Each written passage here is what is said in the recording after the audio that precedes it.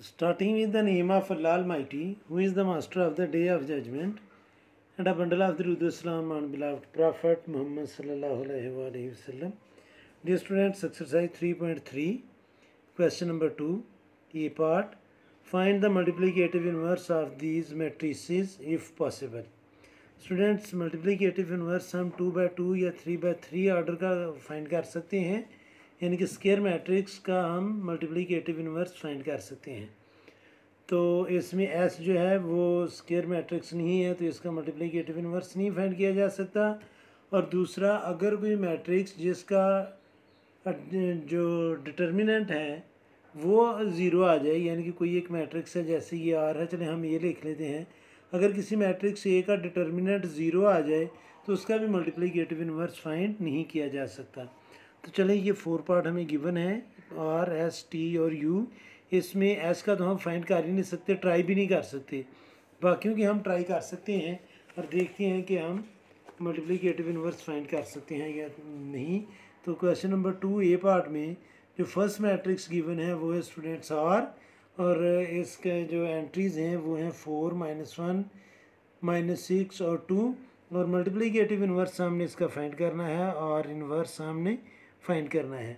तो जो multiplicative inverse होता है स्टूडेंट्स, उसका फार्मूला होता है, किसी भी मैट्रिक्स का जब हमने मल्टीप्लिकेटिव इन्वर्स फाइंड करना हो तो वो इक्वल होता है 1 determinant of that matrix into adjoint of that matrix. तो चूँकि ये मैट्रिक्स आर है तो हम इसका डिटर्मिनेंट भी फाइंड करेंगे और एडजॉइंट भी फाइंड करेंगे, और फिर एडजॉइंट को डिटर्मिनेंट से डिवाइड कर देंगे तो वो मल्टीप्लिकेटिव इन्वर्स आएगा। तो सबसे पहले तो हम चेक करेंगे कि क्या ये सिंगुलर मैट्रिक्स तो नहीं है। अगर ये सिंगुलर मैट्रिक्स हुआ आर, यानी कि इसका डिटर्मिनेंट अगर ज़ीरो आ गया तो वो सिंगुलर मैट्रिक्स होगा और उसका मल्टीप्लिकेटिव इन्वर्स पॉसिबल नहीं होगा। तो सबसे पहले हम इसका डिटर्मिनेंट फाइंड करते हैं। तो R determinant is equal to, students हम फर्स्ट और फोर्थ एंट्री को मल्टीप्लाई करेंगे, माइनस सेकेंड और थर्ड एंट्री को मल्टीप्लाई करेंगे, तो यह आएगा -1 इंटू थर्ड एंट्री है -6, तो इनको स्टूडेंट्स हम मल्टीप्लाई करेंगे तो यह आ जाएगा 4 2 8, -1 और -6 को मल्टीप्लाई किया तो माइनस माइनस से मल्टीप्लाई करेगा तो प्लस 1 6 6। तो अब स्टूडेंट्स ये आ जाएगा 8, ये माइनस और ये प्लस -6, तो इसके स्टूडेंट्स जो डिटर्मिनेंट है वो आ जाएगा 2। अब स्टूडेंट्स हमने फाइंड करना है इसका एडजॉइंट। तो जब एडजॉइंट आर हमने फाइंड करना है तो एडजॉइंट फाइंड करने के लिए स्टूडेंट्स फर्स्ट और फोर्थ एंट्री को हम रिप्लेस करते हैं, यानी कि फर्स्ट एंट्री की जगह फोर्थ एंट्री और फोर्थ एंट्री की जगह फर्स्ट एंट्री। तो ये आएगा स्टूडेंट्स 2 और 4 हमने इनको रिप्लेस कर दिया, यानी कि 4 की जगह 2 और 2 की जगह मैंने 4 लिख दिया।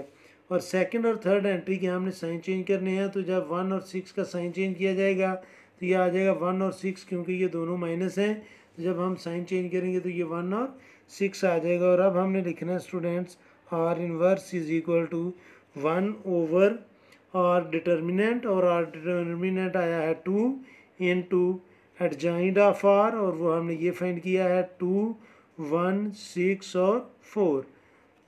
तो स्टूडेंट्स 1 से मल्टीप्लाई करेंगे तो यही आंसर आएंगे नंबर, और 2 से हम डिवाइड करते जाएंगे तो ये आएगा स्टूडेंट्स 2/2, 1/2, 6/2 और 4/2। और जब हम इन सब को डिवाइड कर लेंगे तो ये आ जाएगा स्टूडेंट्स 1, 1/2, 3 और 2, ये स्टूडेंट्स हमने फाइंड कर लिया है और इन्वर्स। सेकंड मैट्रिक्स है स्टूडेंट्स 5 और 3, तो ये स्क्वायर मैट्रिक्स ही नहीं है, इसलिए हम इसका मल्टीप्लिकेटिव इन्वर्स फाइंड नहीं कर सकते, तो हम इसका लिख देंगे कि ये इम्पॉसिबल है। मल्टीप्लिकेटिव इन्वर्स हमेशा स्क्वायर मैट्रिक्स का फाइंड किया जा सकता है। आगे स्टूडेंट्स नेक्स्ट मैट्रिक्स है जी टी, और इसकी एंट्रीज़ हैं, टी की एंट्रीज़ हैं students 25,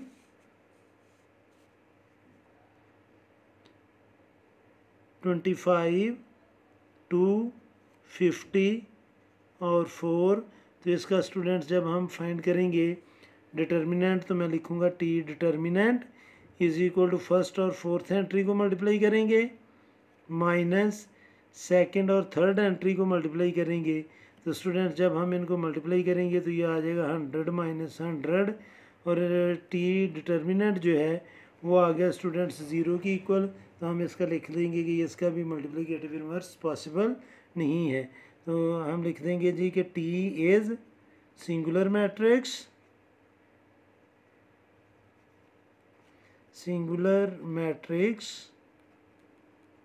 so its multiplicative inverse is not possible। अब नेक्स्ट स्टूडेंट्स यू मैट्रिक्स और इसकी एंट्रीज हैं एक्स प्लस 1 और वाई प्लस 1 और इसमें कहा है उसने जी कि एक्स जो है वो इक्वल है वाई के। तो एक्स की जगह हम वाई जो है वो पुट कर लेते हैं। तो यू की एंट्रीज बन जाएंगी स्टूडेंट्स वाई प्लस 1 वाई और वाई प्लस 1। तो इसका जब हम डिटर्मिनेंट फाइंड करेंगे यू डिटर्मिनेंट तो वो आएगा students Y into Y plus 1 minus Y plus 1 into Y, यानी कि फर्स्ट और फोर्थ को मल्टीप्लाई किया माइनस सेकंड और थर्ड को मल्टीप्लाई किया। तो अब स्टूडेंट्स हम इसको मल्टीप्लाई करते हैं, वाई से मल्टीप्लाई करेगा तो वाई स्क्वायर प्लस वाई 1 से मल्टीप्लाई करेगा तो वाई माइनस वाई को वाई से मल्टीप्लाई किया तो वाई स्क्वायर 1 को वाई से मल्टीप्लाई किया तो वाई। तो ये आ जाएगा students Y square plus Y minus Y square minus Y, ये वाई माइनस है ये वाई प्लस है तो इसका डिटर्मिनेंट भी जो आ गया है वो 0 है। तो हम लिख लेंगे कि ये इम्पॉसिबल है। तो ये था स्टूडेंट्स इसका ए पार्ट। अब हम सॉल्व करेंगे इसका बी पार्ट है स्टूडेंट्स कि if r is equal to 4 1 minus 6 और 2 then verify r into R inverse that is equal to R inverse into R और that is equal to identity matrix. Identity matrix होता है students 1 0 0 1, इस matrix को हम कहते हैं आइडेंटिटी मैट्रिक्स। तो हम आर इनवर्स फाइंड करेंगे और उसको आर से मल्टीप्लाई करेंगे तो ये आंसर आएगा, और अगर आर इनवर्स और आर को मल्टीप्लाई करेंगे तो फिर भी यही आंसर आएगा। तो सबसे पहले स्टूडेंट्स हमने फाइंड करना है आर इनवर्स। तो आपको पता है कि आर इनवर्स जो है इनवर्स किसी भी मैट्रिक्स का वो इक्वल होता है 1 over determinant of that matrix into adjoint of that matrix. तो स्टूडेंट्स सबसे पहले हम और डिटर्मिनेंट फाइंड करेंगे। तो डिटर्मिनेंट फाइंड करने के लिए फर्स्ट और फोर्थ एंट्री को मल्टीप्लाई करेंगे 4 मल्टीप्लाई बाय 2 माइनस और आगे स्टूडेंट्स हम मल्टीप्लाई करेंगे सेकंड और थर्ड एंट्री को। तो सेकंड है 1 और थर्ड एंट्री है -6। तो ये आएगा स्टूडेंट्स 4 2 ज़ार 8, ये माइनस और ये माइनस मल्टीप्लाई कर रहे हैं तो ये आ जाएगा प्लस 1 6 ज़ार 6। तो आर डिटर्मिनेंट आ गया 14। अब स्टूडेंट्स हमने फाइंड करना है एडजॉइंट ऑफ आर। तो और एडजॉइंट का मतलब होता है स्टूडेंट्स कि हम फर्स्ट और फोर्थ एंट्री को रिप्लेस करेंगे, सेकंड और थर्ड एंट्री के साइन चेंज करेंगे। तो जब हम इसको रिप्लेस करेंगे फर्स्ट और फोर्थ एंट्री को तो ये आ जाएगा 2 और 4 हमने रिप्लेस कर लिया। सेकंड और थर्ड एंट्री के साइन चेंज करने हैं तो 1 माइनस बन जाएगा और 6 प्लस बन जाएगा। ये आ गया स्टूडेंट्स हमारा एडजॉइंट ऑफ आर। और अभी हमने फाइंड करना है आर इनवर्स। तो इधर मैं लिखूंगा students R inverse is equal to 1 over R determinant, और डिटर्मिनेंट है 14 इनटू एडजॉइंट ऑफ आर और एडजॉइंट है 2 -1 6 और 4। तो स्टूडेंट्स अब 1 से जब हम मल्टीप्लाई करेंगे तो यही नंबर आएंगे और 14 से हमने इसको डिवाइड कर लेना है। तो ये आ जाएगा स्टूडेंट्स 2/14 -1/14 6/14 और 4/14। ये आ गया स्टूडेंट्स हमारा आर इनवर्स। और अब पहले हमने फाइंड करना है आर इंटू आर इनवर्स। तो मैं लिखूंगा students R into R inverse. तो आर की एंट्रीज हैं हमारे पास स्टूडेंट्स 4 1 -6 और 2, और आर इनवर्स हमने फाइंड किया है 2/14 -1/14 6/14 और 4/14। अब स्टूडेंट्स हमने इन दोनों मैट्रिसेस को करना है मल्टीप्लाई।